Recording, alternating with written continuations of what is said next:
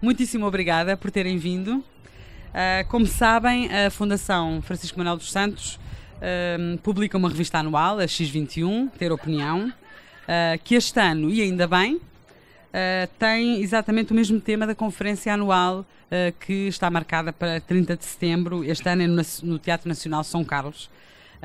O tema é a igualdade. E foi essa palavra que estes senhores que estão aqui à frente me deram para fazer uma revista. Antes de apresentar os nossos convidados, queria partilhar um pouco sobre o que tentámos fazer nesta edição, que caminhos tomámos e que estrutura montámos. Essencialmente a ideia é que, ao contrário de outros valores fundamentais, a igualdade vem sempre com um mas atrás. A cada nova esquina tropeçamos na palavra depende. Queremos sempre a igualdade? Depende. Queremos igualdade em tudo e em todas as circunstâncias? Depende. Somos mesmo todos iguais? Nem por isso. Quando pensamos em génios como o Albert Einstein, sabemos imediatamente que não somos todos iguais, e ainda bem.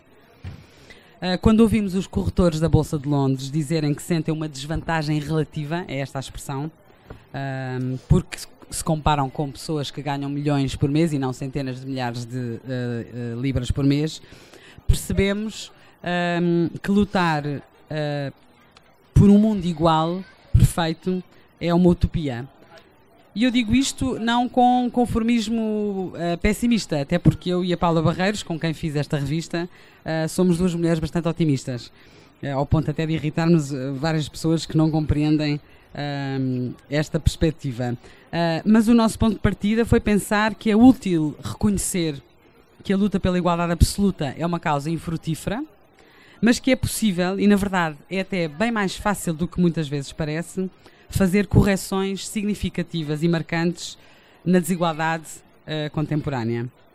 Podemos ir ao deserto indiano de Ladakh procurar soluções, mas também podemos olhar para estas três pessoas que aqui temos e visitar uma escola rural na Madeira, visitar o Centro de Saúde do Martim Muniz ou visitar a Academia do Johnson e ver que é possível. Esta parte já lá iremos. Dividimos a revista em 3 capítulos e que correspondem a 3 perguntas. A primeira é justamente se a igualdade é possível, e aqui fomos ouvir as vozes de historiadores que nos mostram como a igualdade era vista como uma ideia ridícula, e está aqui uma filósofa na plateia, e até perigosa na Antiguidade Clássica, mas também sabemos que o Marquês de Pombal, no século XVIII, contracorrente como em tantas das suas ideias, aplicou várias medidas para dar mais direitos, mais igualdade, aos índios do Brasil, às mulheres de Timor, aos chineses de Macau e a outros grupos, particularmente em desvantagem. É neste primeiro capítulo também que vamos à procura de alguns exemplos que mostram que é possível aumentar os níveis de igualdade e que às vezes basta de facto querer. E dou apenas um dos exemplos que temos na revista, neste primeiro capítulo, que é o exemplo das audições cegas, aplicada nas grandes orquestras internacionais, e há esta coincidência deste ano a Conferência sobre a Igualdade ser no Teatro de São Carlos, que também, como as grandes orquestras internacionais, aplica o modelo das audições cegas para selecionar os seus músicos e, portanto, nos últimos 40 anos foi por esta razão que as orquestras deixaram de ter apenas homens brancos e passaram a ter homens negros e mulheres, e gordos e magros, e de vários países, e pobres e ricos, porque são selecionados os melhores, porque tocam sempre atrás de um pano. A segunda pergunta que fazemos, o segundo capítulo da revista, é também uma pergunta simples, que é: a igualdade é desejável? No primeiro instante, todos respondemos que sim. Claro que sim, queremos sempre todos igualdade, não há questão. Mas lá está, acabamos sempre por tropeçar no depende. O historiador Walter Scheidel, que entrevistamos neste segundo capítulo, avisa, por exemplo, que só nas tragédias, nas grandes tragédias, nas catástrofes, nas guerras naturais, nas pandemias, é que conseguimos ganhos significativos nos níveis de igualdade. Quando pensamos na incessante busca da imortalidade, sabemos que no momento em que vivermos para sempre, ou seja, quando já passarmos à categoria dos pós-humanos,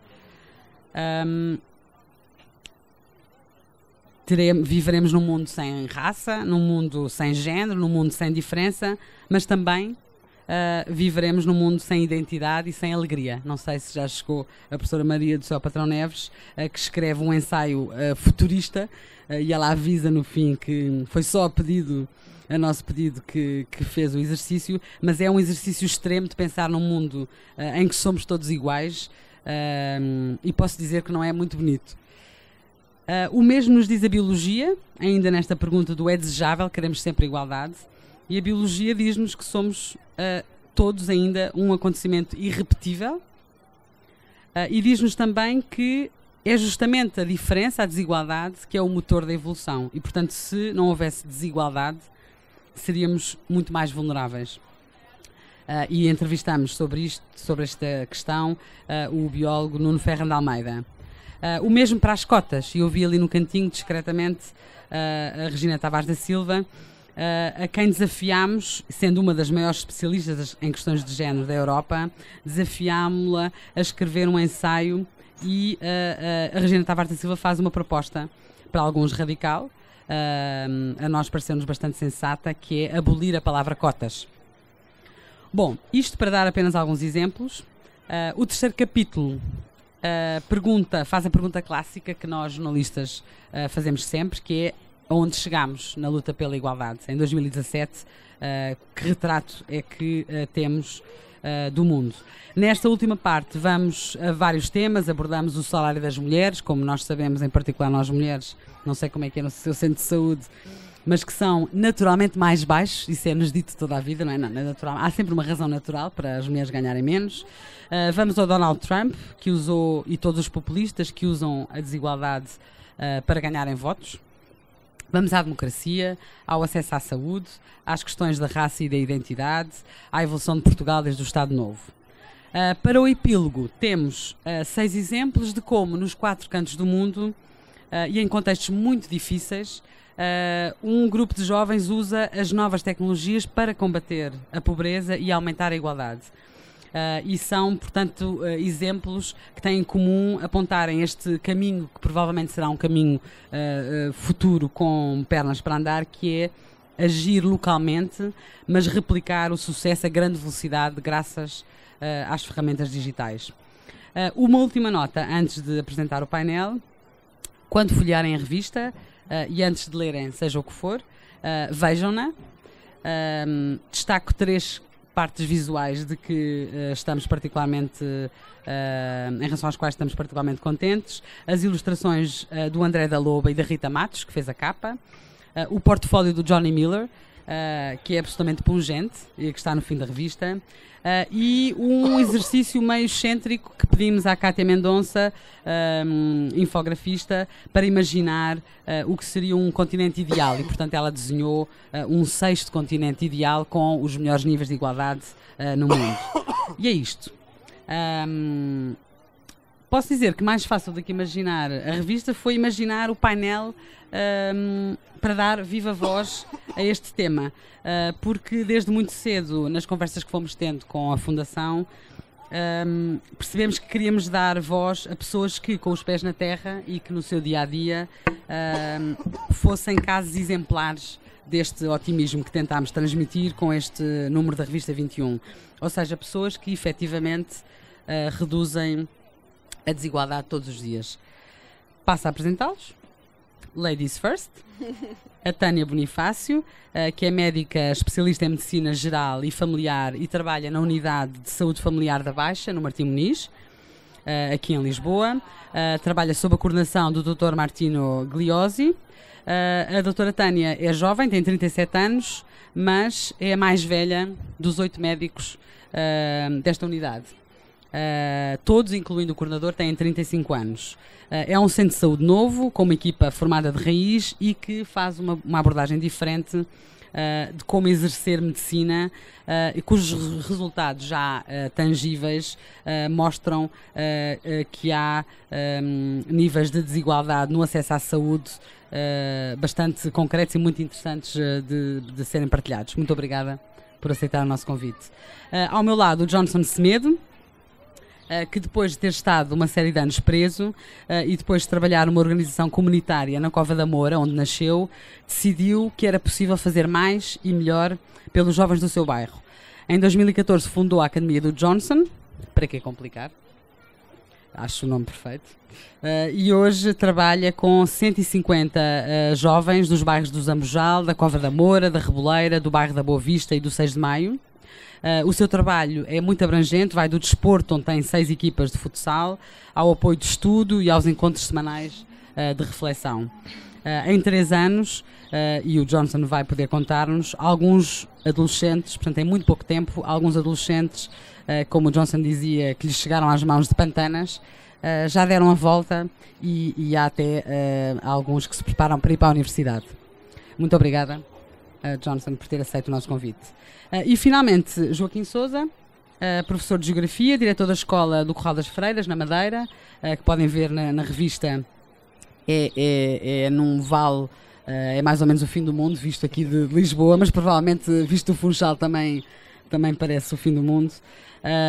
Sobre o seu trabalho, bastará dizer que em 2001, quando chegou ao Corral das Freiras, só 0,3% dos alunos tinha mais do que o 9º ano, e que 4 anos depois a escola do Corral das Freiras, de onde, pelo que sei, a polícia chegou a ser corrida a tiro por alguns moradores, foi a melhor escola pública do país, a português do 9º ano, e ficou em 12º lugar a matemática entre todas as escolas públicas de Portugal, sendo que 94% dos seus alunos fazem parte do programa de ação social escolar, não têm internet em casa e alguns têm chão de terra batida.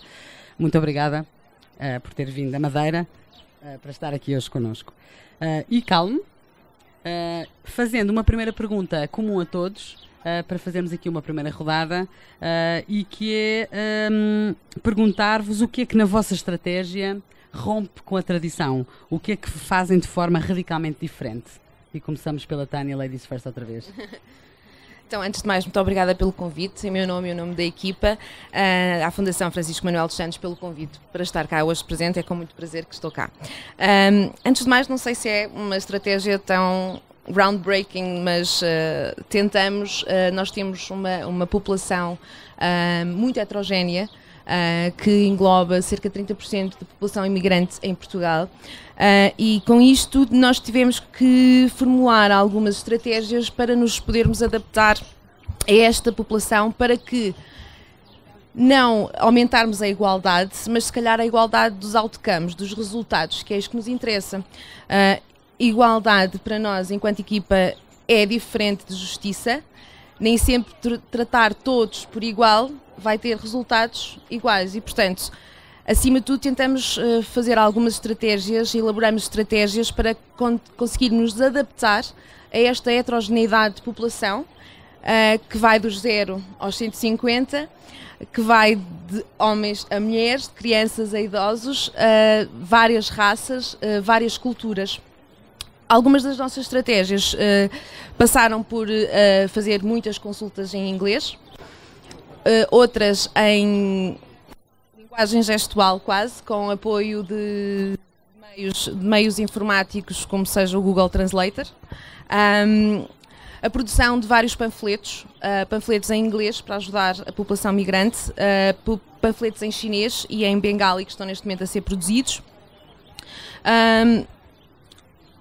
Outro aspecto fundamental foi o respeito pelos aspectos culturais, e posso dar o exemplo mais simples, que é o facto das mulheres muçulmanas não poderem ser observadas por médicos homens.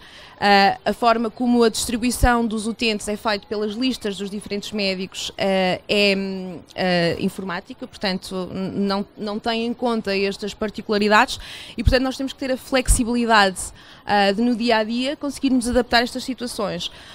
O exemplo mais crítico é quando os meus colegas homens, e está aqui um colega representante da unidade, precisa de fazer um exame ginecológico a uma mulher, não o permitem, não é possível, e nós, enquanto colegas, temos que ter a flexibilidade de poder interromper a nossa consulta para poder ir ao gabinete e fazer, e desta forma conseguimos, com um tratamento se calhar ligeiramente diferente, porque isto não se faz habitualmente para a população ocidental, para a população feminina ocidental, mas desta forma conseguimos obter resultados semelhantes e tendo sempre em conta os aspectos e respeitar os aspectos culturais da população. Outra situação é a adaptação que nós tivemos que fazer enquanto equipa médica de enfermagem para conseguirmos dar apoio, por exemplo, a uma população com alimentação vegetariana, que agora também é muito mais frequente na população ocidental também, mas nós temos uma população enorme com a alimentação vegetariana e, portanto, foi toda uma adaptação também possível e teve que se fazer. Também dado o facto da nossa população ser uma população muito idosa, também o facto de começarmos a fazer visitas domiciliárias, apesar de serem difíceis dada a geografia do terreno, não é possível ir de carro, temos que andar sempre a pé, nem sempre é fácil, mas foi também uma adaptação da nossa equipa e aumentamos imenso as visitas domiciliárias para que pudéssemos chegar a pessoas com mobilidade reduzida e que não tinham a capacidade de vir até ao nosso centro de saúde. Acho que outro aspecto foi também, por exemplo, a pobreza, não é? E que algumas adaptações foi enquanto equipa médica e dentro à luz dos conhecimentos atuais de boa prática médica, foi fazer alterações terapêuticas que nos permitissem ter doentes que não poderiam pagar medicação, por ser muito cara, e fazer alterações terapêuticas dentro deste contexto que permitiu aos doentes tratar as suas hipertensões, as suas diabetes e desta forma controlar um bocadinho melhor estas situações. Como é que se faz isso? Eu sei que na nova geração de médicos, os médicos já não sabem sequer os nomes dos remédios, não é? Dos medicamentos, as marcas, nem dos genéricos, só pensam em princípios ativos, não é? Sim. Essa foi uma forma de reduzir a desigualdade, ou seja, estudar os princípios ativos dos medicamentos e procurar medicamentos com os mesmos princípios ativos, claro, e substituí-los? Claro. Então, se temos uma população muito heterogénea, também do ponto de vista socioeconómico, não é? Temos muita população a receber o rendimento de inserção social. Estes doentes, se forem hipertensos, se forem diabéticos, necessitam de fazer medicação cronicamente. Se estamos a dar medicação que custam 30, 40, 50 euros, sendo um terço ou um quarto do seu income mensal, torna impossível o seu tratamento e o doente não consegue, obviamente, suportar. E dentro do conhecimento atual, há fármacos que podem ser substituídos e que pode-se perfeitamente conseguir controlar determinadas patologias com fármacos mais acessíveis, e isso foi uma adaptação que teve que ser feita por nós. Estamos a falar de doentes que vêm com essas receitas dos hospitais, provavelmente? Ou seja, a receita inicial não é muitas vossa? Muitas vezes. Havia um culto também, e ainda há na população portuguesa, e é uma coisa que nós tentamos combater, das idas aos serviços de urgência, por muitas questões que muitas vezes não sabem. São situações sempre muito debatidas em todos os meios de comunicação, e que de facto é uma realidade. As pessoas vão, obviamente, ao serviço de urgência porque não têm, se calhar, onde mais recorrer. Vão erradamente, sim, mas também não têm onde mais recorrer e, em situação de desespero, vão realmente ao serviço de urgência. E os colegas que estão no serviço de urgência não conhecem os doentes e, obviamente, prescrevem aquilo que na altura lhes parece mais conveniente, dada a situação ou o pouco conhecimento que têm do doente. E eles chegam até nós já com essas prescrições, que podem ser de diferentes fontes, exatamente. E no seu caso, nestes anos, portanto, o Centro de Saúde tem apenas... meio ano. Exato, meio ano. No seu caso, mudou a medicação a quantos doentes? A que percentagem dos seus doentes? O meu colega está-se a rir, a muita. Não posso dar dados concretos, mas 80% da população, Tiago, sim. 80%? À volta disso, sim. Portanto, de uma forma simples, sim, que é alterar a medicação, tirar os medicamentos com marcas e ir ao princípio, não só com marcas, tentar encontrar princípios ativos mais baratos e que sejam efetivamente e que tenham comprovação científica que são realmente eficazes para tratar patologias de foro crónico. Outras formas foi, por exemplo, uma coisa que nós nos debatemos muito também é com a medicação. Os nossos doentes são, estou a falar dos portugueses, são pessoas polimedicadas e muitas vezes com fármacos que não dão garantia científica de terem qualquer tipo de efeito. E então também foi uma das nossas estratégias, foi começar gradualmente a reduzir e a tentar explicar e negociar com os doentes o facto de ser necessário retirar determinados fármacos que não têm comprovação científica para os fazer. Uhum. Só antes de passar a palavra ao Johnson Semedo, quer dizer, quando vocês começaram, uma vez que é uma equipa de raiz, não é? Portanto, Sim. pelo que eu sei, o Dr. Martino foi convidado e colocou como condição ter uma equipa nova de raiz. Quer dizer, quando ele depois começou a convidar-vos, o que é que ele vos disse? Qual foi o ponto de partida?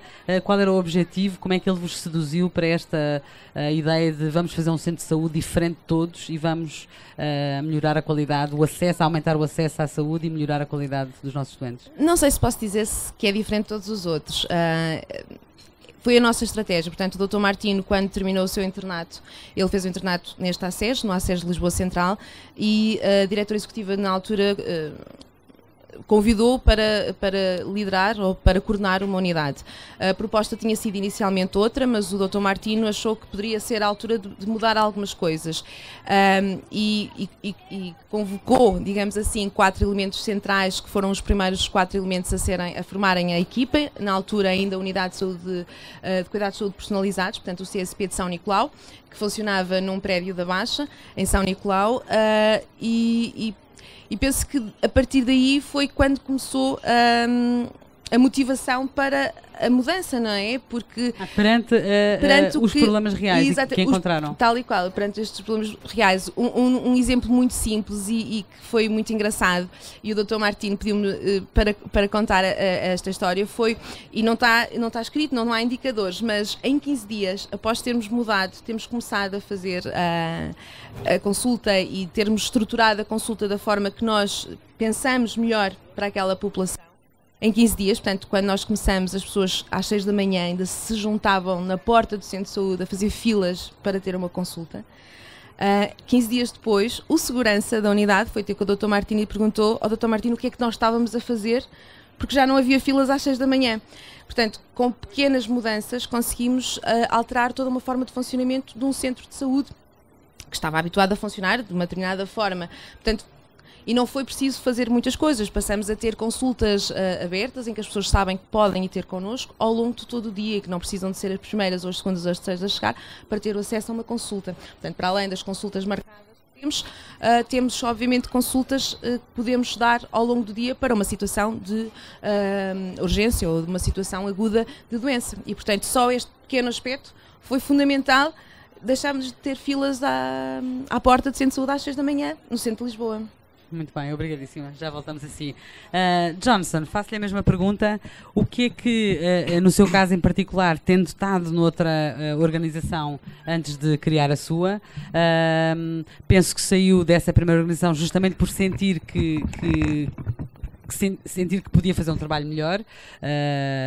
Penso ter lido uma referência à ideia de que era um depósito de miúdos e que o Johnson acreditava que isso não era a forma de reabilitar delinquentes ou miúdos a caminho da delinquência.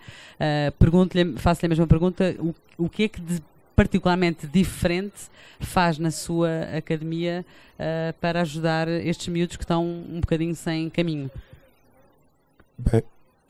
Bem, antes de mais, boa tarde a todos. Agradecer o convite por estar aqui a falar de um tema que nos preocupa a todos, que é a desigualdade, mas há aqui uma coisa que eu não podia deixar de ir sem dizer. Para mim a desigualdade é uma moeda de 2 lados. Tem 2 lados. Começaram por dizer que a desigualdade, mas depois existe os mas. E esses mas é que muitas das vezes faz com que estes miúdos entrem naquilo que a sociedade chama de, entre aspas, delinquente. Para mim, um delinquente é um miúdo à maneira, é um miúdo fixe. Porquê? Porque delinquente, a própria palavra diz tudo. Delinque, falta de ligação. Esse miúdo é um delinquente porquê? Porque não está ligado. Não está ligado ao afeto, não está ligado ao amor, não está ligado ao querer, não está ligado a nada.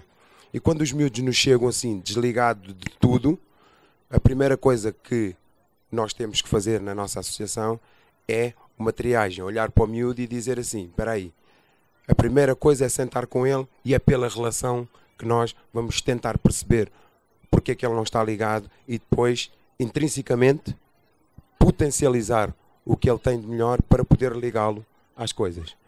E então, eu trabalhava na associação na Cova da Moura, e foram durante 8 anos a trabalhar por conta de outrem, mas a coordenar um projeto de 15 jovens. E aquilo, à medida que eu sou um bocado suspeito para falar disto, porque a minha infância não foi fácil.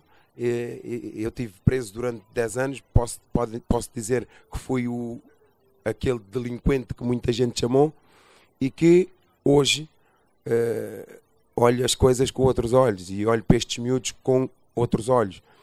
E então, isto à medida que eu fui andando, eu comecei a ver dentro da minha comunidade os jovens a se desculpabilizarem atrás dessa mesma desigualdade.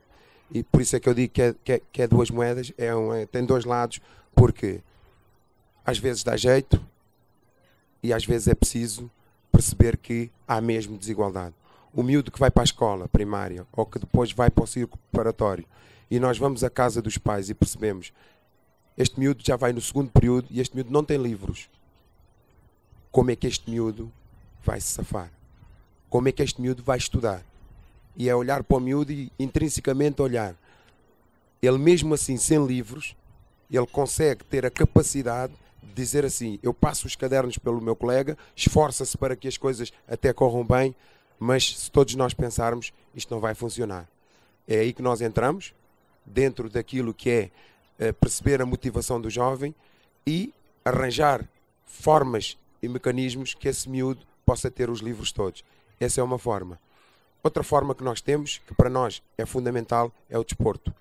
Nós temos 6 equipas de futsal, onde os nossos benjamins, os nossos benjamins foram campeões este ano, os nossos juvenis estão na honra, e os júniores na primeira, temos séniores femininos e os iniciados na primeira. Eu costumo dizer que ao longo da minha vida eu fiz muito negócios negativos. Era um grande moina, pronto, fazia negócios negativos. Só que a vida ensinou-me a fazer com estes miúdos negócios positivos. E no fundo é um negócio. É o win-win, o dar e o receber. Não pode ser de outra forma. Porque senão estamos a formatar. Estamos a formatar miúdos e estamos a criar... isto é como um pitbull. Se tiver um pitbull aqui sentado ao pé de mim e tiver com Alzheimer, eu tiro o Alzheimer. Se ele estiver disciplinado, não morde ninguém. Não é? E se eu lhe tirar o Alzheimer, ele mata-vos a todos. E então os miúdos, o que é que nós queremos? Nós não queremos que os miúdos sejam formatados. Nós queremos que os miúdos, intrinsecamente, por eles próprios, cheguem a um bom porto e comecem a ver as coisas que podem fazer. Quando eu pergunto a um miúdo assim, porquê que não estudas? E ele responde-me, estudar é para os brancos. Eu tenho dificuldade em perceber qual é a mensagem que ele quer me passar. Mas como eu tenho que ver muito mais além daquilo que é a resposta dele, eu tenho que perceber, mas porquê? E ele pensa, olha, o meu pai não tem dinheiro para me pagar os estudos. Somos 7 irmãos. Como é que vou estudar? Para quê? E isto faz com que a desigualdade interiorize e abafe esse miúdo a dizer assim, eu não tenho um objetivo com os estudos. No fundo é estudar para quê? E é aí que nós entramos para motivar esse querer e fazer ver ao jovem que estudar é para todos e que ele pode se tornar melhor, não é? E às vezes ajudá-lo até a direcionar aquilo que possivelmente ele não está a ver, não é? Esse é o nosso trabalho e é um bocado transversal dentro da desigualdade, que para mim é uma grande desigualdade. Nós acompanhamos 10 reclusos, temos um projeto que trabalhamos na cadeia do Linhó e trabalhamos com 10 jovens no centro educativo, miúdos que estão a cumprir pena, jovens que estão presos, não é? E qual é que é o objetivo? O objetivo é fazer ver a esta malta que a reinserção começa dentro da cadeia, não começa cá fora. Por isso é que nós trabalhamos lá dentro para quê? No fundo é pedir-lhes em namoro. Olha, vamos namorar, vamos falar, vamos conversar. E depois chega um ponto que eles começam a confiar e a gente mete a aliança. Boa, está feito. Quando eles saem cá para fora, qual é o ponto de encontro? Qual é o ponto de abrigo onde eles, quando saem e procuram a academia? Porquê? Porque muitos destes jovens saem sem documentação. Não têm documentos. Como é que uma pessoa que sai da cadeia sem documentos vão pedir a esse jovem para se reinserir? Vão pedir a esse jovem para ir trabalhar? Se ele nem a ação social que ele tem que pedir para ter aquele timing para poder parar um bocado e pensar numa vida positiva, ele não consegue, eu acho que é dar-lhe um bilhete de ida e volta. Olha, toma lá, daqui a um mês a gente já te aguarda aqui a cela outra vez, está bem? Eu acho que é um bocado, por isso é que eu digo, para mim a desigualdade tem dois lados. É aquela desigualdade que não dá mesmo e nós temos que olhar a vida de frente e dizer, ok, não é desigualdade, é diferente. Ponto. E trabalhar a pessoa para que a pessoa possa pegar a sua vida na mão e depois, intrinsecamente, encontrar o seu caminho e encontrar a sua igualdade. E isto nós fazemos pela relação, pelo desporto, e temos uma coisa muito própria, que é pôr os miúdos, eles próprios, a refletirem sobre a coisa. Nós temos uma atividade que é a reflexão de grupo. E o que é isto? É pôr os miúdos a serem eles próprios os agentes da mudança. Eu costumo dizer, eu meto o veneno e saio de cena. Eu meto o tema e a partir daí o que é que nós estamos a trabalhar nessa cena? Estamos a trabalhar o quê? Assertividade? Boa. Estamos a trabalhar a concentração? Excelente. Estamos a trabalhar a disciplina? Boa. E é a partir daí. E depois, uma das coisas que é fundamental nestes jovens que não têm banda, não é? É trabalhar o confronto, pessoal. A capacidade de confrontar o outro sem ser naquela lógica de setas, puxar o tapete, que é o que os miúdos estão habituados.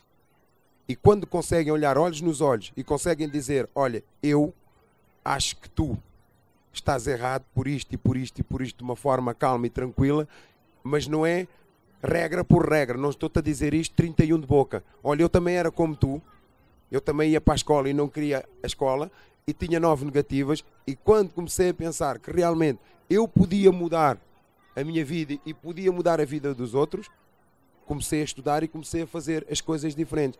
Parece que não, mas é pelo par, é pelo diálogo entre eles, e depois, claro, nós estamos sempre na retaguarda para perceber o que é que realmente interessa. Posso interrompê-lo, aquela técnica de que falámos, que o Johnson me contou, do verniz, que quando os miúdos chegam, caem uns bocados de verniz ao chão e depois você apanha os pedaços de verniz, guarda, e quando chegam ao tal momento semanal de reflexão, vão atirando, vão devolvendo, e alguns, os miúdos, reaproveitam e outros dizem, não, já chega, já não preciso. O que é isso? Que ferramenta é essa? Ou seja, um miúdo que nos aparece completamente desbaratinado da cabeça, que é mesmo assim, completamente, o que é que ele faz? Ele, ao chegar, sente um desconforto, porque não está habituado à regra, não está habituado à disciplina, e nós, lá dentro, temos essa regra e temos a disciplina. Ele entra, estala, o verniz parte, porque ele não está habituado, e cai-lhe tudo, porque os próprios miúdos que lá estão não vão permitir que ele se estique naquilo que é a regra. E então, esse miúdo, dentro daquilo que é o desconforto, a metáfora do verniz é os comportamentos que o miúdo traz. E à medida que ele vai sendo confrontado, e à medida que nós vamos lhe tirando as armaduras, vai caindo. E isso é uma ferramenta importante para mim, pegar, guardar, para quê? Para mais tarde usar. E nestas reflexões, à medida que ele vai se encontrando, eu vou-lhe dando uma a uma. E é com este verniz que ele depois vai construir o puzzle da vida dele. Porque nós, quando estamos a trabalhar com jovens, é bom que nós pensemos assim. Para mim, este miúdo tem 10 anos. Todo o trabalho que eu possa fazer com ele, ele vai dormir muitas vezes a dizer, este gajo não vale nada, este gajo não presta, este gajo só me chateia, este gajo só me dá na cabeça. Para mim é para o lado que eu durmo melhor. Eu foco a este miúdo a ser pai amanhã. E a ter que trabalhar para a sua vida. Eu digo isto sem qualquer tipo de problema, porque eu tenho pais de filhos hoje que passaram por mim com 13 anos de idade, mais que 1, mais que 5, mais que 10, e que estão fora da delinquência juvenil e conseguem levar a sua vida dentro daquilo. Não são ricos, não foram para a universidade, mas conseguem trabalhar honestamente e têm os valores lá metidos para poderem transmitir aos seus filhos. E para mim, se eu puder fazer isto sempre, é o que me deixa dormir tranquilo. como é que, antes de passar a palavra ao Joaquim de Sousa, como é que foi, por exemplo, a transformação do Dário, o tal rapaz que chegou há relativamente pouco tempo, não é? 13 anos, e que agora se prepara para a universidade. Como é que isso aconteceu em tão pouco tempo? Ou seja, isto é o ex-libris daquilo que nós queremos, que é a cereja no topo do bolo. É quando os miúdos nos chegam, como eu digo, destruturados, sem tino, sem orientação, mas este trabalho é um bocado os técnicos e todos nós que trabalhamos nessa área com pessoas, porque trabalhar com pessoas não é fácil. Se nós não tivermos o nosso interior muito bem trabalhado, à mínima resistência, a frustração fala mais alto e a gente começa a entrar naquela onda, ele não quer, é mais um delinquente. Tem que ser completamente descortinado isso.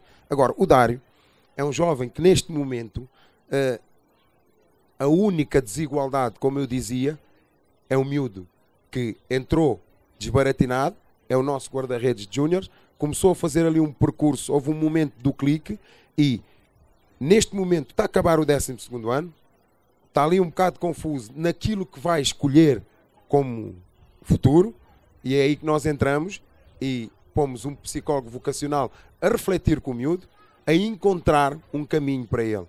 E a partir daí, a desigualdade deixa de existir, porque nós entramos e arranjamos um sponsor para pagar os estudos ao miúdo. E neste momento temos 3 sponsors que vão pagar os estudos aos nossos miúdos. E é isto que nos faz ser diferente. E é isto que nos faz pensar na desigualdade como uma coisa banal, mas não olhar a desigualdade como uma coisa má, como uma coisa ruim, como uma coisa que realmente vai nos entranhar na pele e não nos vai largar. Não, porque se fosse isso, eu não estava aqui a falar para vós, porque a minha vida não foi fácil. Uma das coisas que eu achava que não me deixava andar para a frente era a pobreza, é por ser pobre que isto me acontece, e fui preso porque o juiz é juiz e eu não tinha advogado, ele deu-me 14 anos de prisão. Agora, se eu fosse-me agarrar a isso, eu hoje não estava aqui a falar convosco, não tinha 4 filhos maravilhosos, não tinha construído isto tudo e não era feliz. Eu hoje sou uma pessoa que posso dizer, não tenho dinheiro, não sou rico, mas não é por aí. Sou uma pessoa completamente tranquila e feliz. É isso. Muito obrigada. O professor Joaquim, conte-nos quais são as suas... Quando chegou à escola em 2001, Corral das Freiras é uma escola nova, portanto tem essa... há esta, digamos que esta linha comum aos três convidados, que começaram numa estrutura nova, também com uma equipa nova, não é? Que escolheu, pôs também essa condição, pergunto-lhe, e quando chegou e montou a equipa, o que é que decidiu à partida que ia fazer diferente de todos e daquilo que conhecia de todas as escolas públicas onde já tinha estado? Bem, antes de mais, muito boa tarde. Agradeço imenso à Fundação Francisco Manuel dos Santos me trazer à minha terra, já cá não vinha há algum tempo, e vir a Lisboa é sempre um privilégio. Já a partir daqui há muitos anos, mas garantidamente é sempre bom voltar. Bem, deliciei-me, confesso, ao ouvir o Johnson. Até porque eu não tenho esses garotos que vêm não são delinquentes, mas são provenientes de famílias que consideram exatamente isso, que não vale a pena, que o futuro para muitos deles era caminhar para a imigração, era ir trabalhar nas farms em Jersey e nas Ilhas do Canal, não valia a pena a escola. O Corral das Freiras é uma freguesia no interior da Ilha da Madeira. Judas perdeu as botas há uns quilómetros atrás, há umas curvas, e efetivamente a escola, quando é instituída em 2009, a ideia era que aqueles garotos, contrariamente ao que era habitual, deixassem de ter menos um mês de aulas que os outros.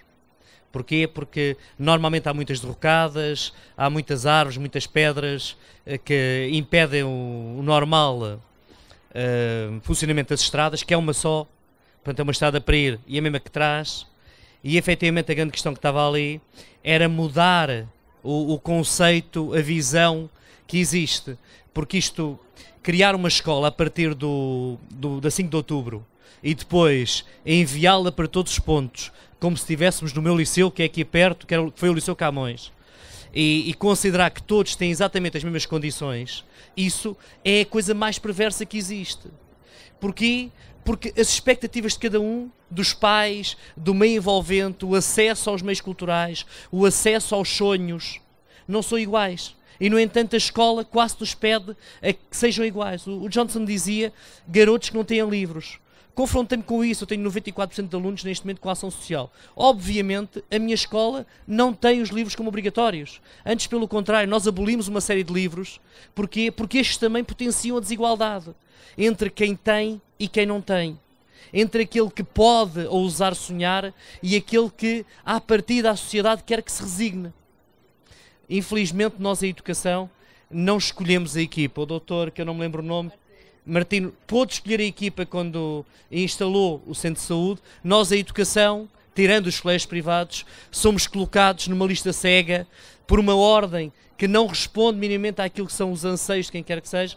Pois, portanto, neste caso, houve essa capacidade. E o que é que acontece? Acontece que nós temos que responder, acima de tudo, a uma comunidade. E podemos fazer uma de duas coisas, que poderá ou não ser potenciador de desigualdade ou de mais igualdade, que é entrar, vestir a camisola e dizer não, nós vamos conseguir mudar isto porque é para isso que aqui estamos, ou então deixa andar, que isto já era assim e vai continuar assim. Eu trabalho neste momento numa freguesia que nado e criado em Lisboa, que parece que é de outro tempo. A estrada chegou em 2004 e o caminho para toda a freguesia é do início dos anos 90. Até aí, muitas das pessoas nasciam e morriam na freguesia sem nunca de lá saírem, nem nunca verem o mar, ainda que estivessem a 30 km do mar. E é neste contexto, por ser um espaço que à partida seria extremamente complicado, que acabo por voltar à escola, porque eu não estava na escola. Eu era presidente de uma instituição privada, era professor convidado de algumas instituições, dirigia uma revista e, um dado momento, numa conversa de café, ouvi dizer que, o secretário de Educação da Região Autónoma da Madeira, que aquela escola não iria lá funcionar muito bem, que era muito complicado e ninguém queria ir para lá. Porque aqueles miúdos também não queriam nada com a escola. Olhando para as estatísticas, efetivamente, em 2001, 0,3% da população tinha mais que o 9º ano. Portanto, tinha concluído o 9º ano. Isto são números que não são compagináveis no final do século XX português, depois da massificação da educação, depois de tudo isso. Mas logo aí, nesse instante, quando ouviu essa conversa numa esplanada, num café, sentiu, eu vou para lá, vou-me voluntariar, como é que foi? Não, criou uma dúvida, fiquei na dúvida. Se calhar voltar à escola podia não ser tão mau, porque podia fazer alguma coisa que pudesse alterar o estado de coisa. Porque, sendo da educação, uma das coisas que mais me cansa no meu país é a ideia que, bem, isto é assim porque já era assim. Isto está mal porque já estava mal. Somos assim. Não se pode fazer nada. As coisas correm mal. Naturalmente, as escolas do litoral do continente português são as melhores de uma determinada área geográfica e as outras deixam andar. E o conceito, a ideia que quis fazer foi, não, se temos níveis tão maus, a nível de socioeconómico, se à partida queremos tão pouco, se ali funcionar, é um sinal que pode funcionar em todo lado. E no dia seguinte foi-se voluntariar? Como é que foi esse processo? Não, nessa conversa disse ao diretor regional, amanhã falo consigo. Então teve logo ali naquele instante olhei para a situação, vontade de fazer qualquer coisa. Sim. Portanto, voltei, fui sair dali, liguei para a minha mãe que morava em Cascais e disse-lhe, bem, estou a pensar em ir para a escola. E ela, bem, se calhar é bom, voltas então para aqui, a mãe tem muito gosto. Não, estou a pensar em ir para uma escola no Corral das Freiras. Ao que ela me respondeu, não vais não, para aí não vais. Ela conhecia? E eu, mãe, eu tenho 35 anos, eu vou. E ela disse-me a segunda coisa engraçada que foi, então esperas que a mãe amanhã chega. Não vais lá sem a mãe. E foram juntos. E voltei-lhe a dizer, mãe, tenho 35 anos. Ao que ela me disse, mas eu sou tua mãe e vais esperar. E efetivamente esperei. E no dia seguinte lá fui, não pela mão, mas fui com a minha mãe até ao sítio onde nunca tinha ido, na Ilha da Madeira. E realmente houve uma coisa que houve logo ali, algo importante.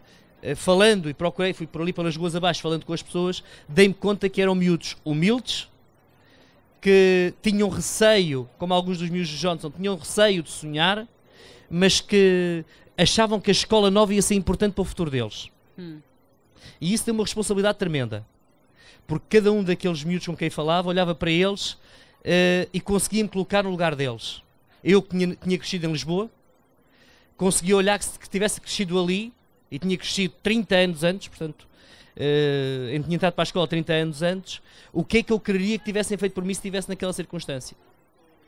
E este é o caminho. E chegou à escola já com uma estratégia montada, vou fazer uma escola diferente, ou isso foi surgindo um bocadinho como a doutora Tânia contou, perante a realidade e perceber que aquela era uma população particular, desenvolveu esta estratégia original e com muitos pontos que são radicalmente diferentes daqueles que são praticados pela maior parte das escolas públicas. Bem, eu tive um problema interno tremendo, que foi a luta entre aquilo que é a escola tradicional e uma escola que procura quebrar alguma formatação da coisa. Porque todos nós somos formatados ao longo da nossa vida. É expectável que se faça isto nestes moldes. E, portanto, o que aconteceu? Aconteceu que os garotos, perante aquilo que era o tipo de ensino tradicional, não conseguiam atingir um nível que lhe permitisse, no ensino secundário, continuar a estudar. E então a escola dividiu-se entre aqueles que achavam, bem, eles estão num estado tal que a melhor coisa a fazer é reduzir o nível de exigência e deixar andar, porque eles já era isto que queriam, já era ir para as ilhas do canal trabalhar nas tais farms, e deixa andar, e fazemos a nossa vidinha normal, ou então aumentamos o nível de exigência, impomos a nós próprios um maior rigor e damos-lhe a eles verdadeiramente oportunidades. Portanto, optámos pelo aumentar a exigência. O que foi uma isso coisa... em termos concretos, é o quê? Aumentar a exigência? Na prática, no nosso caso, em termos de educação, divide-se um bocadinho entre o conhecimento e aquilo que se chama as atitudes e os valores, ou seja, o comportamento. Nós, para o comportamento, não damos valor. Porquê? Porque o aluno tem que se portar bem, naturalmente. Nós acreditamos nos nossos alunos e confiamos que... É quase como o verniz do Johnson. Estou a usá-lo muito, Johnson. Peço desculpa. É como aquele verniz. Porque ele, efetivamente, ele é responsável por ele próprio. E todo o aluno tem com o diretor uma conversa quando entra na escola. E vai tendo ao longo do ano. E ele vai assumindo compromissos, não com o diretor, mas com ele próprio. Cada aluno que entra na sua escola vai conversar consigo primeiro? Obrigatoriamente. E quando há mudança de ano também fala comigo. Para definirmos... São quantos alunos? Neste momento só há volta de 350 alunos. Portanto, como é óbvio, os da creche não. Vou lá e pego neles ao colo, dou-lhes muitos beijinhos, então conversamos, porque muitos também não falam. Portanto, o comportamento passou a valer 0%, Sim, quando na maior parte das escolas vale... Aliás, na Madeira, em muitos casos, vale 50%. Bom, portanto, entre os 30 e os 50, não é? Essa será a regra. Sim. E então o conhecimento passou a valer 100%, é isso? Vale 90%. Depois é ponderado 10%. Há uma ponderação de 10%, o conhecimento vale 90%. E porquê? Isto é uma lógica que é mais ou menos prática.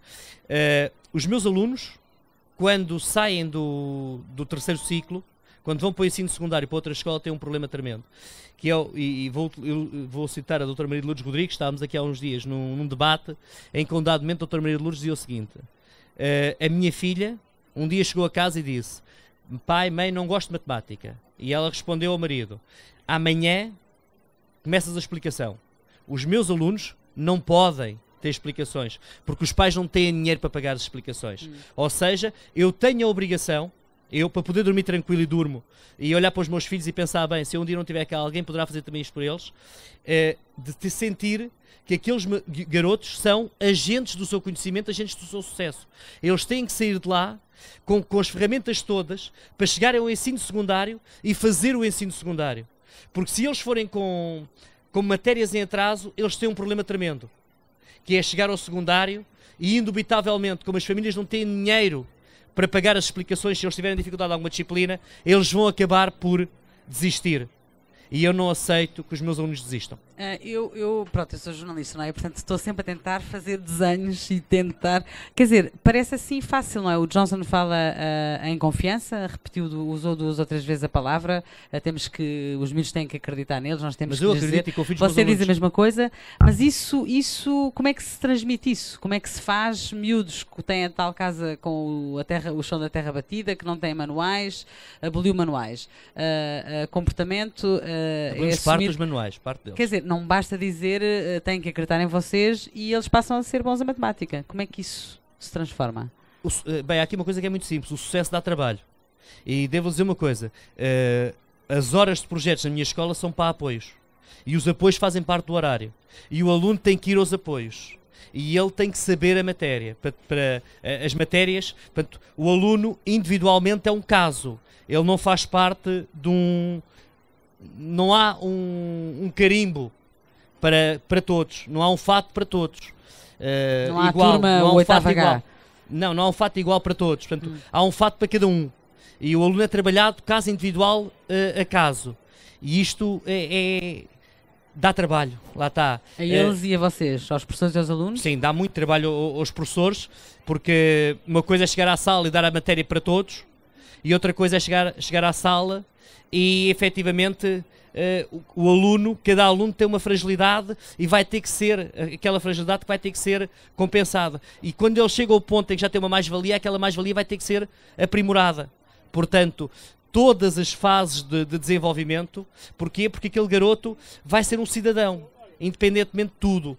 Ele está a ser formado enquanto homem para a sociedade. E está a ser formado com um nível de confiança nele próprio que lhe permite ser ator do seu futuro. Porque ele pode não ir para a universidade, nem todos vão. Porque há garotos que não querem ir para a universidade. E porquê é que nós vamos estar a insistir numa coisa que ele não quer? Mas ele vai ser um cidadão da sociedade.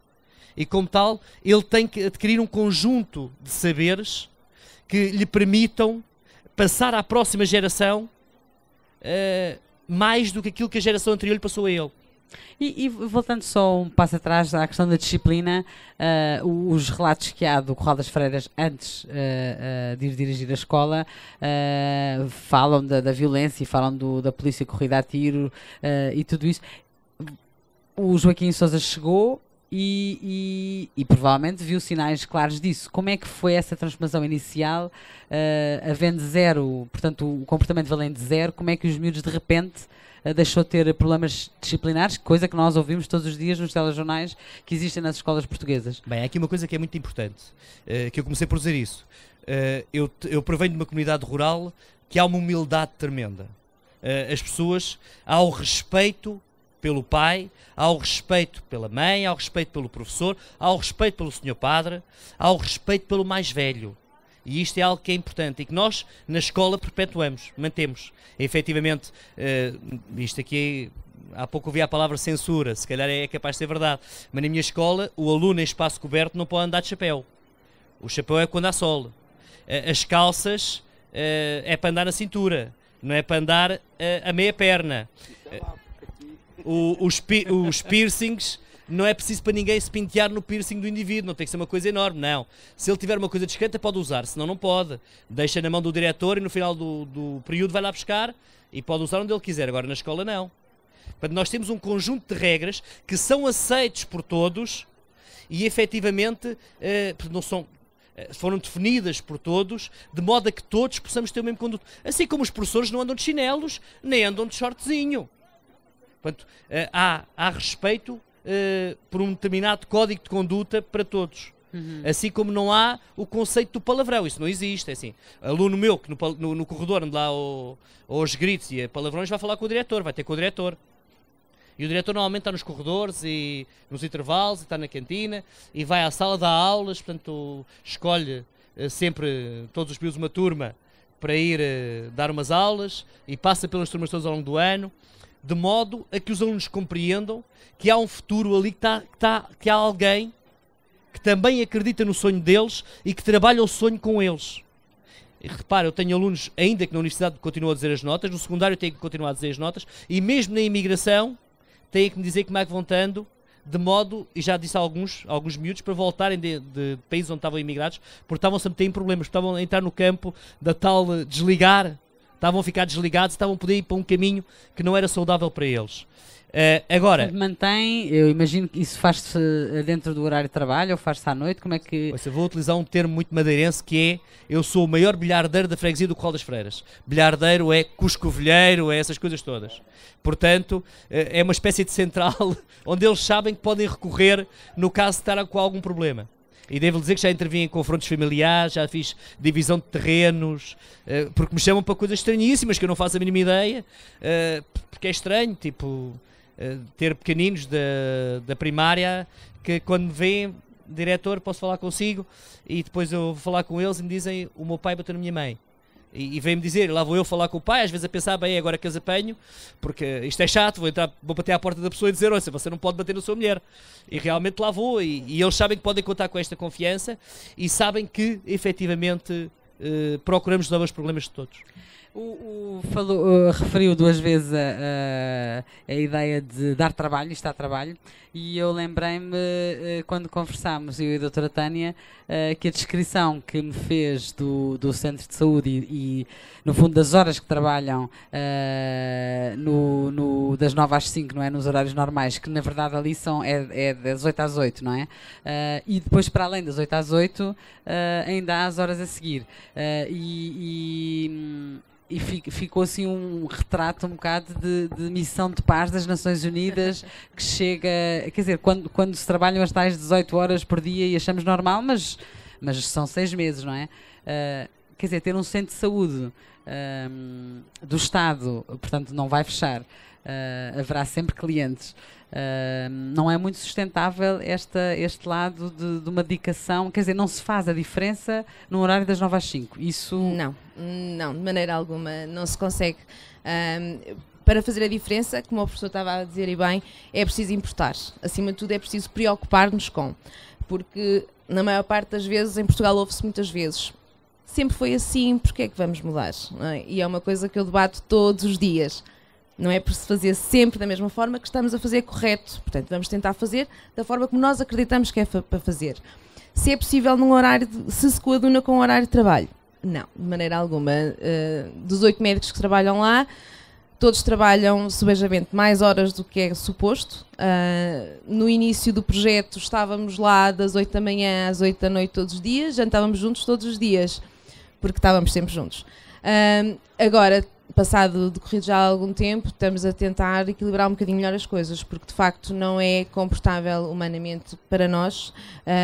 O trabalho não é não incide tanto em crianças, e tão fantástico como estes 2 colegas estão aqui a falar, mas de facto nós trabalhamos com pessoas, e como estava aqui o Johnny a dizer há bocado, trabalhar com pessoas é muito complicado, e nós trabalhamos com pessoas doentes ou que estão a precisar de ajuda, e isso torna muitas vezes o nosso trabalho desgastante do ponto de vista não físico, estamos sentados, mas mental muitas vezes drena-nos completamente, e de facto é preciso encontrar um equilíbrio para que se possa continuar a fazer a diferença, mas de uma forma mais equilibrada, para ser possível mantermos esta diferença, mas mentalmente sãos.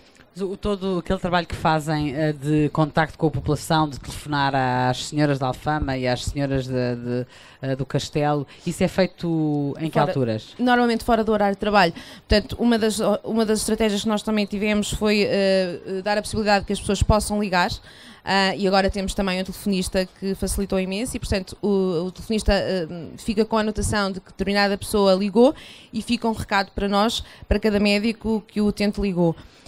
Obviamente que esses telefonemas, esse feedback é feito sempre depois do nosso horário assistencial, que é o nosso horário basicamente, portanto é basicamente sempre depois do nosso horário de trabalho que podemos ligar às pessoas. Mas isso são péssimas notícias, ou seja, se só é possível fazer a diferença quer dizer, se o preço é esse, não é um sacrifício da vida pessoal, da vida privada, então os vossos exemplos de certa maneira são de facto excepcionais, mas não vão fazer escola. Pois, sente que há esse risco? Sentimos, e já temos feito estratégias em equipa, mesmo dentro da equipa, e para tentarmos não deixar que haja o burnout, não é? O burnout da nossa profissão, que cada vez mais é mais frequente. Obviamente na área da saúde, e eu só posso falar na área da saúde, havia algumas estratégias possíveis, mais centralizadas, que pudessem ajudar a que a carga não fosse tão pesada. Nomeadamente a redução do número de utentes por médico de família. Atualmente são à volta de 1.900 utentes, e se nós queremos fazer de facto a diferença, e se nos importarmos, obviamente que não é possível fazermos isto num horário de 40 horas, não é? Portanto, temos muitas 1.900 vezes... por médico? Por médico de família, sim, o que dá um total imenso para 8 médicos, 8 enfermeiros e 4 administrativos, que é um outro problema enorme atualmente no nosso centro de saúde, que estamos a tentar resolver, mas que de facto facto torna as coisas muito difíceis e cansativas, obviamente. Olhando para os vossos indicadores, o que é que vocês já veem com esta estratégia? Bom, com estas, apesar da fragilidade de exigir muitas horas do vosso lado, o que é que vocês de tangível, que indicadores é que vocês têm ou que usam para medir o sucesso da estratégia, ou seja, saberem que já estão a aumentar o acesso da saúde e, portanto, às formas de igualdade? Nós conseguimos, felizmente, e nós temos formas de ver os nossos indicadores, mas felizmente conseguimos melhorar praticamente em todos os indicadores desde que estamos lá, nomeadamente indicadores de acessibilidade, conseguimos melhorar muito. Uma coisa que nos agrada imenso foi o facto de conseguirmos chegar a todas as pessoas e começarmos a aumentar imenso os rastreios que fazíamos, nomeadamente os rastreios do cancro do cólon, o cancro da mama, do cancro do colo, do útero. Tem números para isso? Tem um número específico, a percentagem que... Diga? Esse por acaso não temos. Não. Só para termos uma ideia. Mas melhorou, lembro que melhorou todos, mas para cima do dobro, não foi...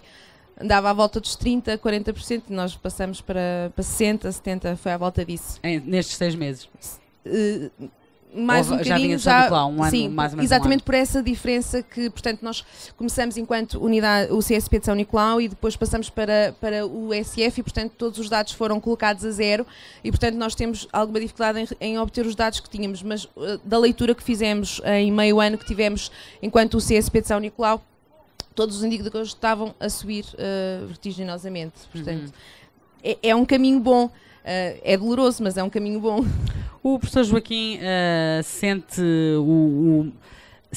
que vai fazer escola, ou seja, que outras escolas vão replicar algumas das suas estratégias. Quando passou a ser uma pequenina popstar em 2015, quando foi para o topo dos rankings, recebeu telefonemas de colegas seus a dar os parabéns, imagino que sim, mas a perguntar, o que é que estás a fazer, explica-me lá, para tentar fazer na minha escola?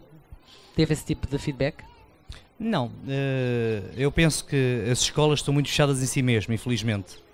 Eu acho que, e isso também passa muita ideia, cada escola é uma realidade, e é verdade, e tem que ser analisada e continuamente analisada, porque uma escola, se tiver hoje, a realidade que tem hoje, não é garantidamente a mesma que terá daqui a 10 anos. Porquê? Porque a sociedade muda, porque as expectativas mudam, porque os problemas que a escola vai ter também mudam. Aquilo que entendo é que a educação, infelizmente, no nosso país está muito solidificada, cristalizou, e isso efetivamente é um problema que nós temos, porque não há muita coisa que faça a escola. As universidades também estão muito fechadas sobre si mesmas. Mas e porquê isso? Algumas coisas seriam fáceis de replicar. No Corral das Freiras há muitas escolas rurais, não precisamos de ir para Cascais, mas há centenas de escolas rurais em Portugal. Porque isso implicava, eu acho que nós temos um problema que quem está hoje numa certa idade há uma certa dificuldade em pôr-nos em causa. Porque eu, se for mudar aquilo que eu estou a fazer, eu estou-me a pôr em causa. E isto faz-me confusão na educação, porque nós na educação temos sistematicamente de nos pôr em causa. Porquê? Mas há uma realidade. Eu, se quiser continuar a dar as matérias de geografia como davam no início dos anos 60, eu posso continuar. Eu tenho professores que chegam ao Corral das Freiras e me dizem que o Corral das Freiras é a cratera de uma montanha, que não é. E a professora diz, mas que eu quando estudei era. Pois, mas a senhora estudou há 25 anos e as coisas não são. E o mais agora fácil o quê? Não é uma cratera, o quê? É o rebordo exterior. É exatamente o contrário, está a parte de fora. Mas a realidade, durante muitos anos, com Orlando Ribeiro, faz o seu estudo da Madeira no início dos anos 60, disse que aquilo era a cratera do vulcão. E aquilo, para muita gente, porque não há necessidade de nós, professores, de fazermos sistematicamente a nossa atualização dos conhecimentos. Então, não nos pomos em causa. Não recebeu nenhum telefonema em 2015? Acha que por essa razão, porque seria um reconhecimento da nossa própria fragilidade, ou seja, de eu na minha escola não o ter conseguido fazer? Basicamente, porque é assim, aquilo que as pessoas eram contra os rankings não é pelo caso de ser para os alunos. As provas são nefastas para os professores, não são para os alunos, na maior parte dos casos. As provas são nefastas para quem dirige, porque eu quero porque aquilo que eu vendo bem internamente é que a minha é a melhor escola que existe. Mas se nada for posto em causa, se eu estiver só em competição comigo mesmo, então eu posso continuar a acreditar nisso. E se eu fosse professor, ele tivesse ligado, o que é que me teria dito? Sr. Joaquim, parabéns, diz-me lá o que é que tu estás a fazer aí que eu posso fazer na minha escola? Personalizar. Olhar para os miúdos como um caso individual e olhar para o meio onde eles vivem. Repare, por exemplo, só mesmo para terminar, um caso particular. Nós muitas vezes ouvimos dizer que é importante que os pais participem na educação dos filhos. Como é que eu vou dizer a pais que muitos deles, a escola foi uma coisa completamente agressiva para estarem com atenção aos filhos, que eles não conseguem ensinar, porque eles não têm conhecimento para corrigir os trabalhos dos filhos, por exemplo. E eu vou dizer àquele pai numa reunião formatada, você tem que ajudar os seus filhos nos trabalhos de casa. Você tem que estar com atenção a isto. E o senhor olha para mim, e vai para casa e diz, não vale a pena que eu também não tirei, como dizia há pouco o Johnson. Eu também não dei para a escola, eu não percebi nada de inglês, eu não gostava de matemática. Ou seja, eu estou a replicar a situação negativa que os pais têm, a opinião negativa que os pais têm da escola. Como tal, os meus alunos, aquilo que lhe é dito, aquilo que é chamado aos pais, é que damos-lhe um calendáriozinho e apenas tenham atenção quando é que são os testes. Porque o resto do acompanhamento é feito por nós. Porque eu não posso pôr aqueles pais numa situação de desconforto em relação à escola. Agora, há situações que não é verdade. Se eu tiver, repara, os meus colegas do 12º do Liceu Camões, a maior parte deles eram filhos, eu era dos poucos que não era filho de pais licenciados. Isto no final dos anos 80. Pois os teus pais tinham a 4ª classe. Sim. Portanto, eu era dos poucos, aliás, que eu me lembro era o único que não era filho de pais licenciados. Acha que isso foi importante, o facto dos teus pais não terem estudado, dos teus pais terem tido alguns anos difíceis? Eu sei que na passagem do norte para o sul tiveram uns anos difíceis. Acha que isso o ajudou a si? Acha que foi importante para sentir essa vontade de fazer a diferença numa comunidade em dificuldade? Fez-me compreender uma coisa muito simples que o meu pai me dizia quando eu estava na escola, que é, se chumbares, metes um balde de massa ao ouvido esquerdo. Portanto, ou seja, não tens muitas mais oportunidades. E eu, o que é que eu aprendi daqui? Aprendi que para os meus alunos, eles quando forem para o 10º ano não podem ter negativa nenhuma, porque senão o balde de massa está à espera. Ou seja, não podemos olhar para a vida como algo negativo, mas antes tirar daí lações para aquilo que é a nossa vida presente e, acima de tudo, que quero passar para os meus filhos, que já não vão ter essa desvantagem. Porque eu vou dar a resposta, se a minha filha chegar a casa ao meu filho, pai, não gosto de matemática, eu vou dar a resposta que a senhora ministra deu. Margarida, amanhã a Yasmin ou o Lucas começam na explicação. Faço a mesma pergunta ao Johnson.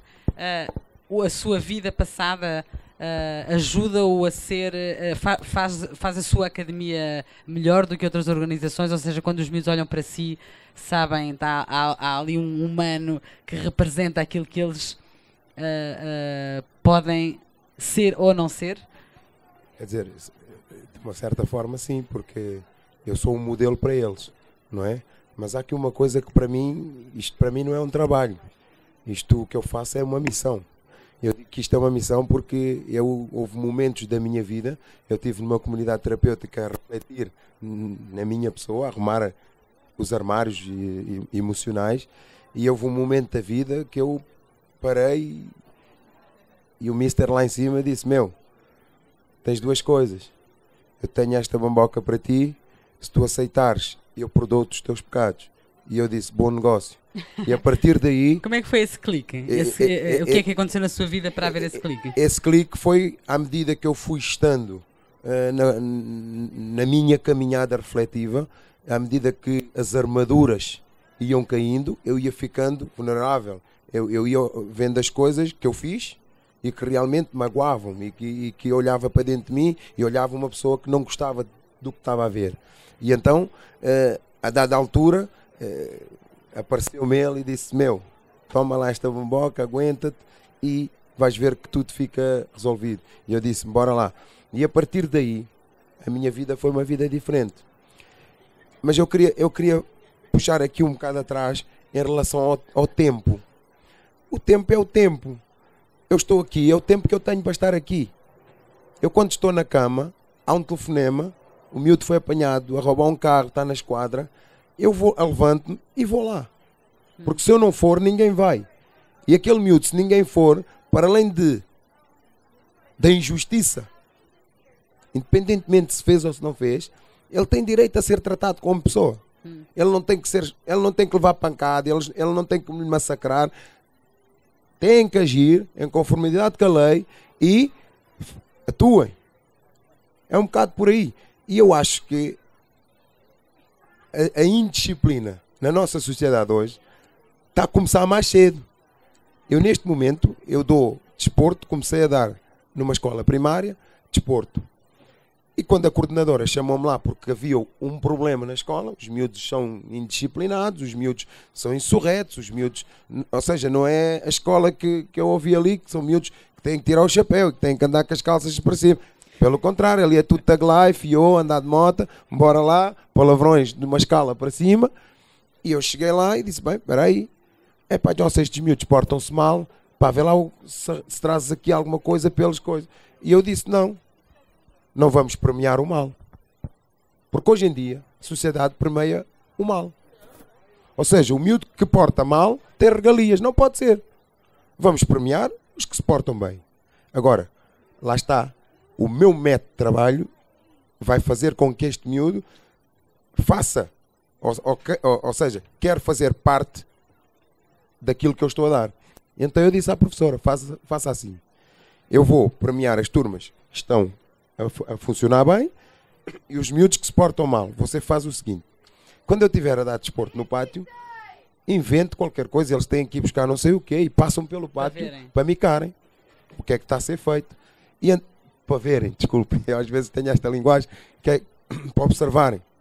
E então, no primeiro dia que eu fui lá, no segundo, os miúdos mandaram os miúdos passar e o miúdo, eram dois jovens, passaram. Na metade do caminho, pararam. E tiveram ali 5 minutos a observar. E eu, como já sei o que é que se passa, então disse, meus meninos, querem alguma coisa? Ah, não, então patins em linha. Andamento, que é para irem mais depressa. E tem que ser neste tom e tem que ser nesta firmeza. E depois eu comecei a perceber, fui duro com eles? Não. Agora, não pode ser regra por regra. Porque regra por regra ninguém muda. Nós quando dizemos a um miúdo, é bom que cumpras isto, temos que lhe explicar porquê. E eu expliquei-lhe depois porquê. Então eu disse à coordenadora, vamos fazer aqui, com estes 3 pintarolas, o seguinte. Eles são os maus da escola, são eles que espalham aqui o terror na escola, então vamos lhe dar um papel diferente. Eles vão vestir 3 coletes amarelos e no recreio, eles é que são os pontos de referência para a malta. Quando acontecer alguma coisa, os outros procuram-no. E o que é que nós fazemos por trás? Isto é um método de trabalho, um método da mudança daquilo que são os hábitos negativos. Então, o que é que a gente trabalha com esses miúdos?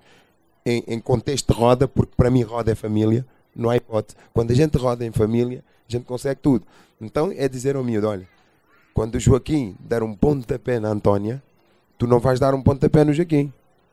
Tu vais tentar perceber o que é que se passou e se não chegares a nenhuma conclusão, vais chamar a coordenadora. Ou então quando eu vier aqui, pões-me a situação e eu ajudo. Ou seja, no fundo, é pôr o miúdo ali ferramentas que lhe vai ajudar naquilo que é a impulsividade, naquilo que é o resolver as coisas à pancada, naquilo que é resolver as coisas ao pontapé. E a indisciplina nas escolas está a começar cada vez mais cedo. E se todos nós fizermos um bocado, as coisas desaparecem. Agora, trabalho, não é? Missão, sim, porque eu tenho que deixar um mundo melhor para os meus filhos. Esse é o meu objetivo. Dizia, se os miúdos olham para mim como exemplo, olham. Mas lá está, eu não posso ser um exemplo, um pau de 2 bicos. Isto é a mesma coisa que dizer assim, os pais não vão às reuniões. Não vão. Nós, na nossa associação, temos uma atividade que é oficina de pais. O que é que nós fazemos com esses pais? A gente recebe os pais com biscoito, com chá. E, no fundo, depois dessa conversa, o que é que nós fazemos? É importante que eles vayam à escola, mas mais do que irem à escola, nós vamos ensiná-los a lerem os sinais dos filhos. Simples. O meu filho, que se chegar em casa com um telemóvel, eu não o comprei. Eu pergunto à mãe, olha, compraste este telemóvel ao João Pedro? Não. Então, João, senta-te lá aqui. Quem é que deu este telefone? Ele vai-me dar uma tanga, vai-me dar chapa 31. Ó pai, foi o Joaquim lá na escola que me emprestou. Ou vai-me dizer achei. E o pai papa daquilo. Mas eu não papo. Então o que é que eu vou fazer? Ok, João Pedro. Então olha, o pai vai ficar com este telefone, vai metê-lo aqui na gaveta. Epá, e tu dizes ao Joaquim para ficar a falar com o pai. Já o entalei. Já o entalei. É um método. E ele chega na escola, como ele acha que é mais perto do que eu. Isso é o verniz a cair. Tudo a cair, a desmontar a ferra toda. E então o que é que ele vai dizer? Pá, Joaquim, eu estou entalado. O meu pai apanhou-me no telefone. Epá, vai lá e diz que o telefone é teu. E ele todo contente que o Joaquim vai me dar a volta. O Joaquim chega lá, ó Sr. Johnson, eu vim aqui porque o João emprestei-lhe um telefone e tal. Eu digo, aí pá, tu és um gajo fixe, pá. Então olha, vais fazer o seguinte, ó Joaquim. Vais dizer ao teu pai para vir cá buscar o telefone. Já o entalei mais ainda. Mas porquê? Porque isto, parece que não. Às vezes, o não ler os sinais faz com que a gente compactue com a vida que o nosso filho está a ter fora de casa. E quando nós viemos a saber, depois há o espanto dos pais. O quê? O meu filho está a fazer isto tudo? O meu João? Pois é. O seu João já anda a roubar na quinta escala. E é isto. Ou então já anda a fumar charros há um mês e você não sabe. Ele quando chega em casa esfomeado, quando chega em casa com os olhos, quando o comportamento não está bem. Ou seja, no fundo, ali como é que se chama? Desculpa. No curral das freiras, qual é a potencialidade dos miúdos? Ou seja, aquilo que lhes leva para o trabalho. Na minha área não, leva-lhes para o tráfico.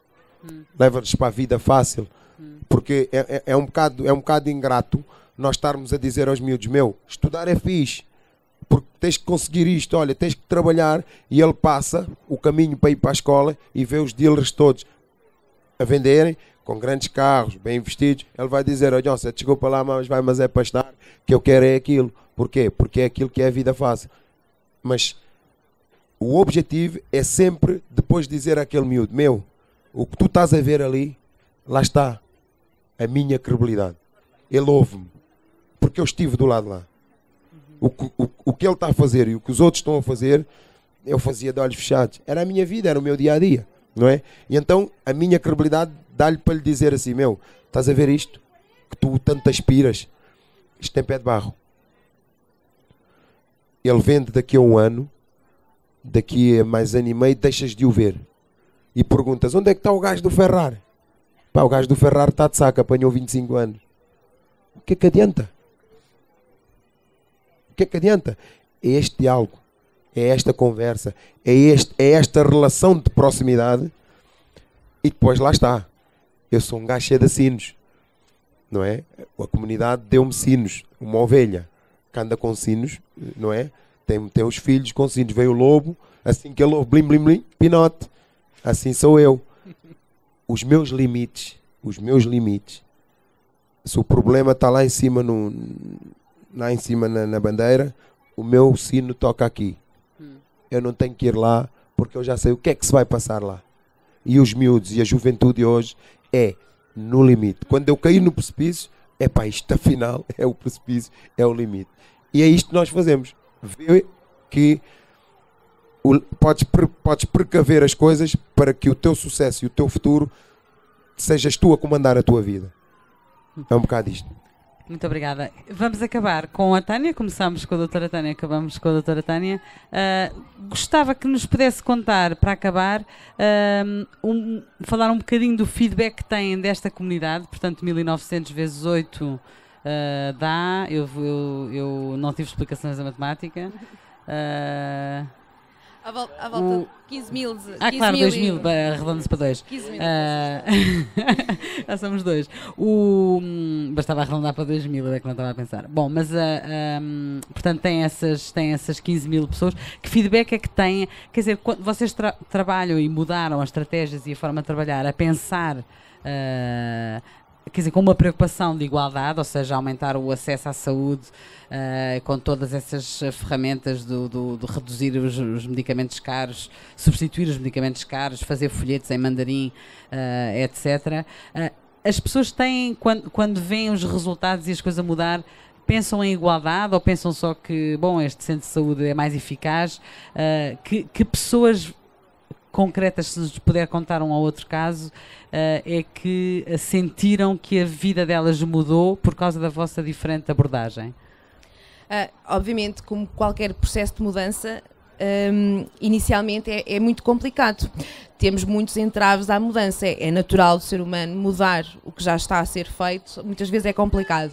Foi um bocadinho complicado mudar algumas atitudes, principalmente nas pessoas mais idosas, que estavam habituadas a uma determinada postura do seu médico de família, e portanto inicialmente houve muita confrontação.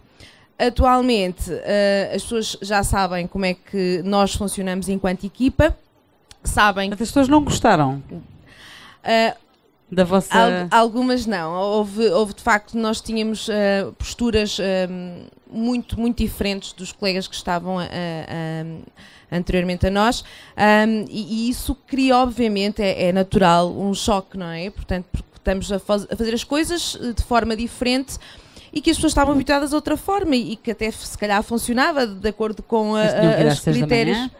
Tinham que ir às 6 da manhã a marcar, faziam menos mas se calhar rastreios. Iam às 6 da manhã porque tinham para pedir qualquer coisa e o médico dava... As famosas baixas? Eu não queria entrar por aí, mas sim, também, não é? Também. E foi uma das... Pronto, é inevitável falar nisto, peço desculpa, mas é uma das coisas que nós estamos a tentar mudar, de facto. E há já alguns casos de sucesso, mas de facto as baixas é sempre um problema enorme no nosso dia-a-dia. As pessoas recorrem porque têm direito a baixa. Portanto, e quando lhes é explicado que a baixa significa uma incapacidade temporária para o trabalho, que terá que ser atestada por um médico, por um determinado motivo de saúde, as pessoas, inicialmente foi muito complicado gerir estas situações, porque as pessoas iam lá, e isto, vou dizer ipsis verbis, o que as pessoas dizem, vem cá para pedir baixa. Resposta... Mas a baixa não se pede, então vamos lá saber o que é que se passa. E, obviamente, inicialmente isto houve muita confrontação, não é? Isto levou a muita confrontação e há alguma capacidade de encaixe por parte da equipa médica, por parte da equipa das administrativas, mas que gradualmente as coisas estão a funcionar. Portanto, estamos a entrar num processo também de ensino da população, porque também é necessário ensinar a população. E começa nas idades mais jovens, como estava aqui a dizer, e muito bem. Este desajuste social começa já em idades muito jovens e que vão crescendo e vão se tornar jovens adultos não produtivos da sociedade. E nós tivemos alguns casos, por exemplo, vou dar o exemplo de casos de rendimento e inserção social. Temos uma população imensa com rendimento e inserção social. E qual não foi o meu espanto quando comecei a dar consultas aqui no centro da cidade, perceber que as pessoas que estavam com rendimento e inserção social era igual a estar a baixa. Mas porquê? Mas porquê que estão de baixa? A resposta era porque sim, porque estamos. Mas porquê? Porque estou a receber o rendimento. Mas isso não significa estar de baixa. Para a maior parte das pessoas significava. E houve todo um trabalho de desmistificação, pessoas jovens, capazes de aprender, capazes de trabalhar. Obviamente ficaram muito chateadas, a maior parte pede para mudar de médico, quando chega ao segundo médico acaba por ter a mesma atitude e portanto começam a perceber, não, ok, isto aqui vai ter que mudar. Mudar de bairro. E, eventualmente mudar de centro de saúde. E de facto o que é que acontece? Acontece que algumas, de facto, e eu já tive um caso de um doente que veio ter comigo a dizer, doutora, obrigado, eu fui fazer o curso e foi fantástico e agora até já tenho outras capacidades e agora até já posso trabalhar. E eu achei aquilo delicioso, porque de facto foi, mas inicialmente foi muito mau porque eu obriguei-o a ir e não dei baixa. Obviamente isto é só um exemplo de muitos exemplos. Já não me lembro bem qual era a pergunta inicial. Está respondido. Muito obrigada. Bom, eu acho que já são mais do que horas. Ficámos aqui mais... Bom, são 8h20, peço desculpa. Muito obrigada a todos. Há aqui um lado muito inspirador e um lado ao mesmo tempo desconcertante e preocupante, não é? Que é, eu fico desta conversa a sentir que ou se trabalham 15 horas por dia ou é muito difícil fazer a diferença. Por outro lado, vocês são os três a prova de que de facto não é assim tão complicado mudar, enfrentar o status quo, a tradição e melhorar as coisas. Muito obrigada. Podem comprar a revista, esqueci-me de dizer, a partir deste instante. Muito obrigada.